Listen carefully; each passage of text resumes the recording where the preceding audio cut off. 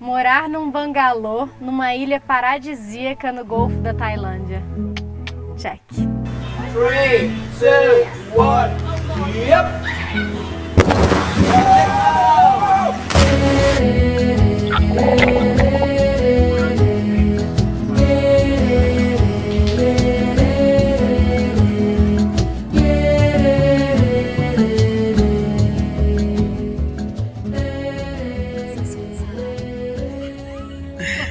Agora são 7 horas da manhã. Vamos pegar nosso voo pra Copanhã. Vamos pegar avião, ônibus e barco, né? Um catamarã. Fase 1 da viagem concluída. Quente pra caralho aqui agora. Chegando num lugar que não sabemos o nome. O que é? Oi. Oi. Agora estamos de van, saindo aqui do aeroporto pra gente pegar o catamarã.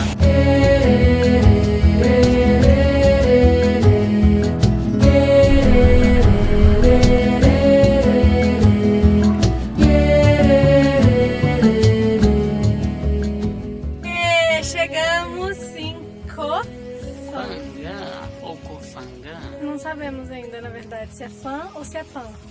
Depende de onde você é e como você fala. Em Copangã não existe transporte público e o único meio de transporte são os táxis, que são umas caminhonetes antigas. Eles são caros, tabelados e não tem negociação de preço. E ao final da nossa estadia a gente descobriu que eles são controlados pela máfia tailandesa. Como a gente não queria ficar muito dependente da máfia tailandesa para nos transportar ao redor da ilha, a gente decidiu alugar uma scooter.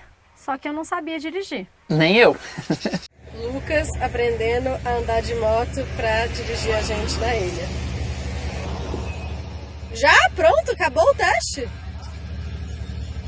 Ué? Crianças, não façam isso em casa. A gente alugou uma moto por indicação de um amigo nosso que já morava por lá há muitos anos. E também lendo blogs de viagem, todo mundo indicava para alugar motos. E todos os blogs, todas as pessoas falavam que se você não sabe dirigir moto, você vai acabar aprendendo um dia que você for para lá. Então, gente, a melhor solução é aprender a dirigir moto dentro dos meios legais antes de viajar para o Sudeste Asiático.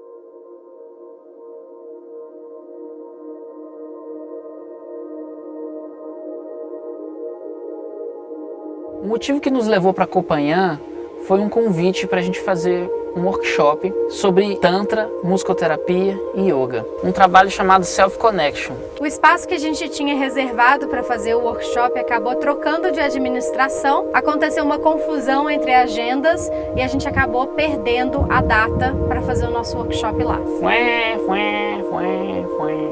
Na Tailândia, existe esse hábito de, ao invés da pessoa te falar, olha, não vai dar, desculpa, aconteceu uma mudança de planos, e te contrariar de alguma forma, eles preferem desaparecer, sumir, tomar pó de pirilim-pim-pim e ir pra terra do nunca com Peter Pan e a Sininho e nunca mais te mandar um WhatsApp. Desaparece. E foi nesse silêncio da terra do nunca que a gente descobriu que o nosso workshop não ia acontecer.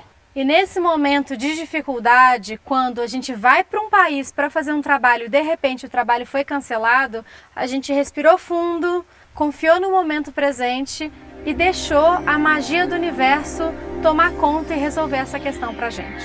E aí não tinha muito o que fazer, a gente foi curtir a ilha enquanto a magia do universo fazia alguma coisa acontecer pra gente.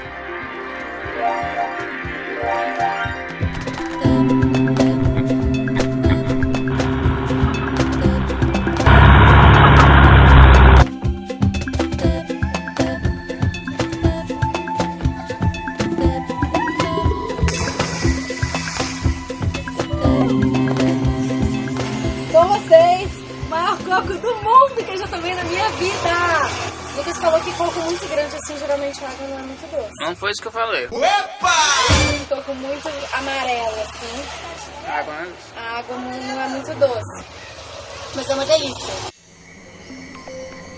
Foi aí que a gente encontrou um bangalô, chuchuzinho, bonitinho, charmosinho, gente, no meio da mata. Coisa mais linda, cozinha aberta pro mato, a gente escutava o passarinho, a gente virou amigo da lagarta não, como é que chama? Da gecko, da lagartixa gigante tailandesa que morava no teto. Cobra não teve dessa vez.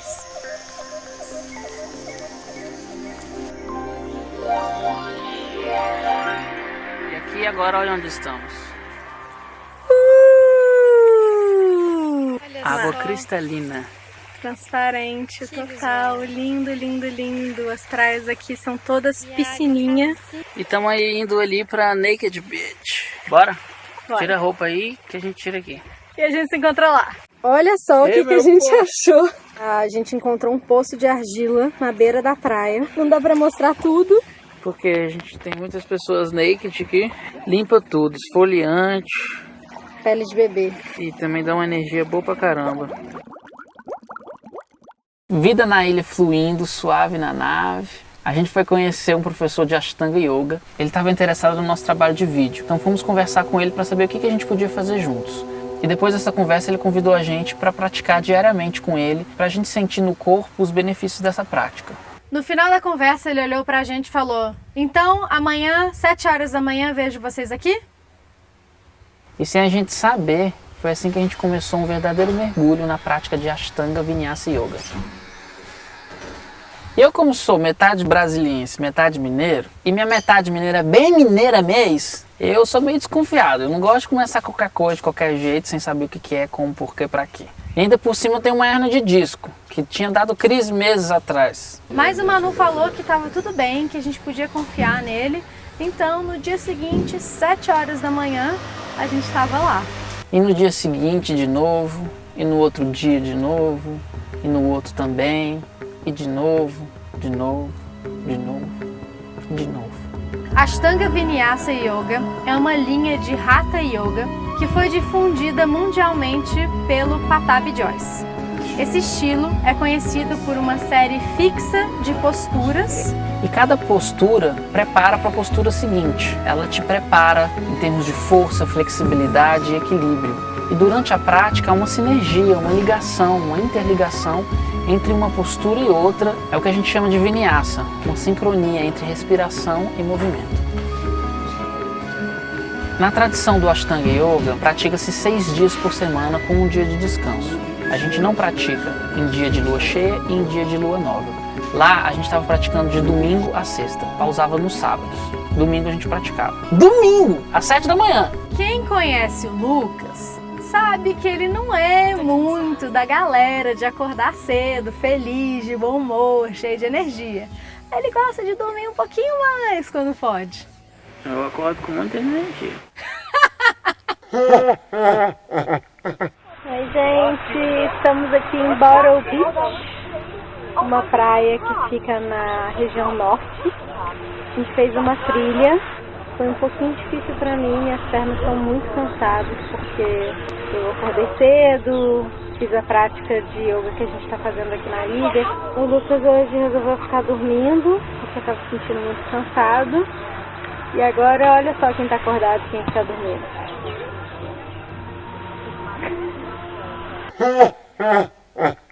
Depois de algum tempo praticando diariamente com o Manu, sentindo os benefícios dessa prática, tanto no nosso corpo quanto nas transformações internas que estavam acontecendo, a gente foi filmar a prática do Manu. Agora faz as contas comigo. O Manu pratica todos os dias. Ele dá aula todos os dias de 7 da manhã às 10 da manhã. Que horas que ele pratica?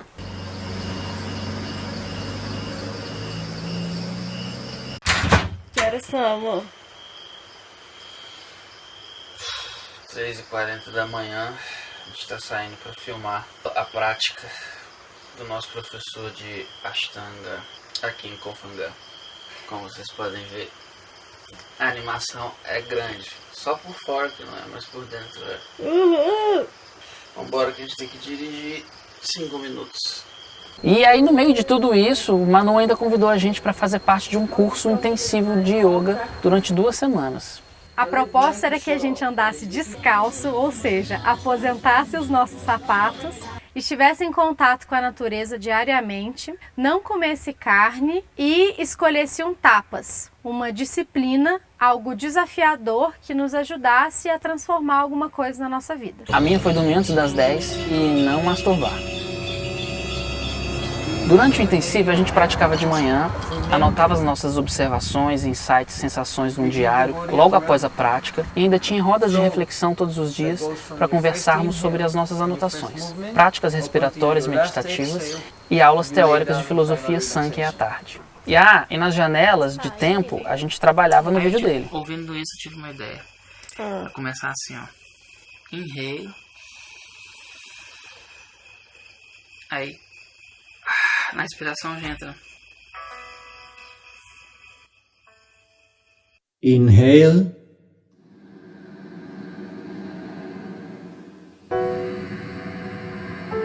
My name is Manu. I practice Ashtanga Yoga.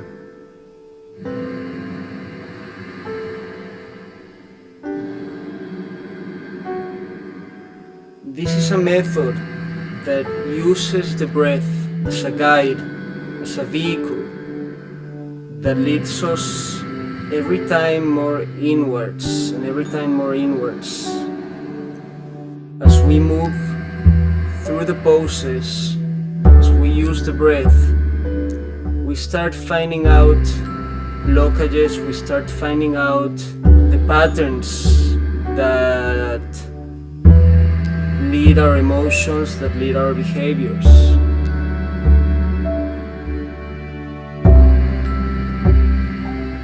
Ashtanga Yoga is definitely a very physically demanding and intense practice.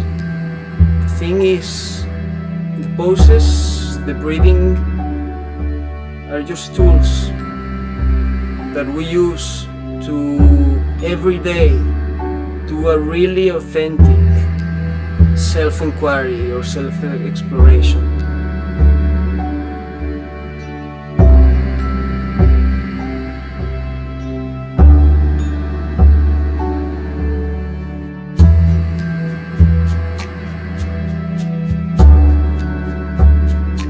We practice to control the mind.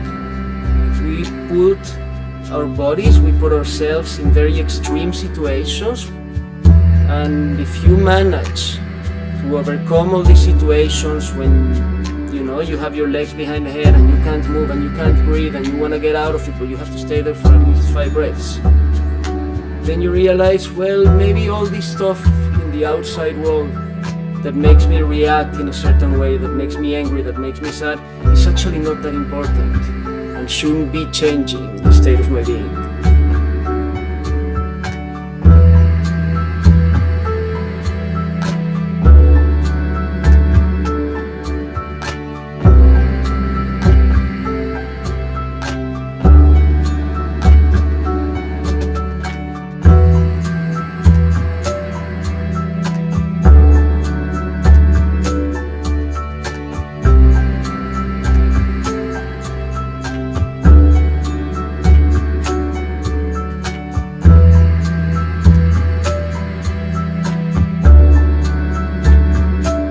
You need to know that there's something inside of your heart that you haven't found, or that you found it but you still don't know what it is and you want to find out. So you need to come with an open mind, with an open heart, and with a lot of faith.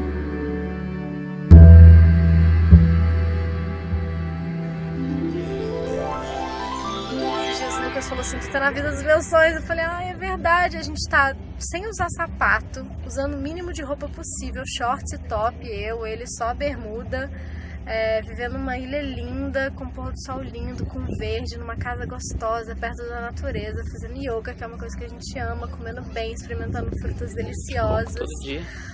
Leite de coco todos os dias, abundante, barato, óleo de coco delicioso, tudo com coco, água de coco, cocos gigantescos. Então, assim, a nossa experiência aqui nessa ilha, inesperadamente, se tornou incrível. Cara, muito legal. Tinha muito tempo que eu tava querendo fazer essas coisas. Eu sempre gostei quando eu era criança fazer muitas essas coisas, assim, tipo lá e tal. Depois que eu me machuquei, eu fiquei com muito medo. Então agora aqui na ilha, nos últimos meses eu me recuperei bastante, tô me sentindo mais confiante. Vou fazer o desafio do tempo depois, vou dar uma descansada agora que eu já experimentei todos e já senti como é. Você vai fazer quanto tempo? Vou fazer o suficiente pra entrar no quadro. Menos de 2,40. Vai rápido! Arthur, cada segundo é importante. Vai, se joga! Mais rápido nessas subidas aí, Lucas!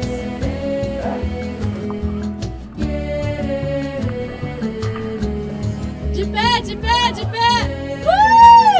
Morreu! E aí, a gente recebeu nossa segunda visita. Quem? Tchan, tchararam, tchan, tchararam. Olha quem Minha chegou mãe. aqui. Cheguei! Andou de moto com a gente, foi visitar a gente e passou uma temporada grande com a gente na Tailândia. Um belo dia, minha mãe entra no mar e eu tô vendo lá e pra cá, deitada assim, tranquila, e de repente ela volta cantando uma música que ela fez nas águas da Tailândia. E ela me mostrou uma música linda. Eu ajudei ela a mudar umas coisas, completei a música, coloquei uma harmonia e fizemos uma composição juntos que vocês vão assistir. Lá vai elas.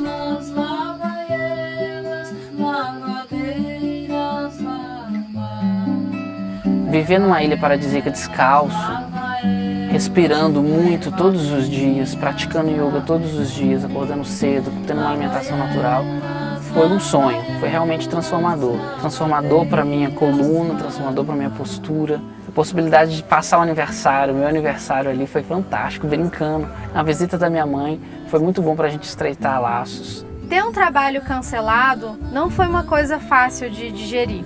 Mas a experiência na ilha foi muito gratificante. Aprendemos muitas coisas, a confiar no fluxo do universo, que as coisas certas vêm quando ela precisa, no tempo delas. E às vezes, quando uma coisa está dando errado, parece que está tudo dando errado, na verdade ela pode estar começando a dar certo lá na frente. No final das coisas, a ilha nos trouxe muito mais do que a gente poderia imaginar.